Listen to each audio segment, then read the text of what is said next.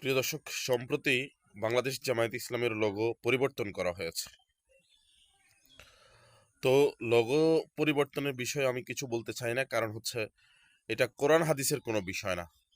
এটা মুস্তাহাব বা অপশনাল একটা বিষয়, যার কারণে আমি এটা নিয়ে কথা বলতেছি না। তবে আমরা যারা জামায়াত ইসলামী করি, আমাদের মূল উদ্দেশ্য হচ্ছে আখেরাত। আল্লাহ তাআলা সন্তুষ্টির জন্য আমরা মূলত জামায়াত ইসলামী করি, ইসলামী আন্দোলন করি।